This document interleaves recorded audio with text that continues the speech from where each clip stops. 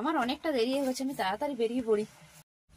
বৌদি, আজকে আমাকে পাত্রপক্ষে দেখতে আসবে, আমাকে একটু সাজিয়ে দাও। না না, আমি এখন তোমাকে সাজাতে পারবো না। কেন হবে নাই? কেন? আমার মায়ের শরীরটা একটু খারাপ, আমি এই জন্য বাপের বাড়ি যাচ্ছি। দাঁড়াও, মাকে ডাকছি। ও মা! ঠিক আছে ঠিক আছে, দাঁড়াও, সাজিয়ে দিচ্ছি। দাও।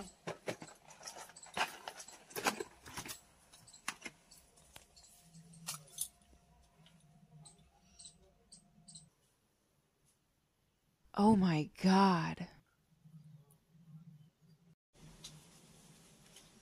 আজকে আমাকে দারুণ সুন্দরী লাগবে।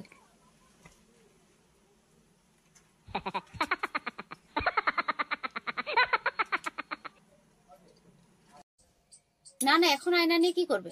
আগে পুরোটা শেষ করি, তারপর দেখবে। বৌদি, একবার আয়নাটা দাও। Oh বৌদি, my এবার একবার আয়নাটা God. দাও।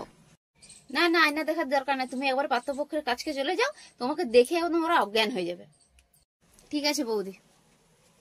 বৌদি, তুমি এটা কেমন করে সাজালে? আমাকে দেখেই তো পাত্রপক্ষ ছুটে পালিয়ে গেল। একদম ঠিক করেছি, তুমি আমাকে বাপের বাড়ি যেতে দিলে না, এই জন্য আমি এমনটা করেছি। বুঝো ঠেলা।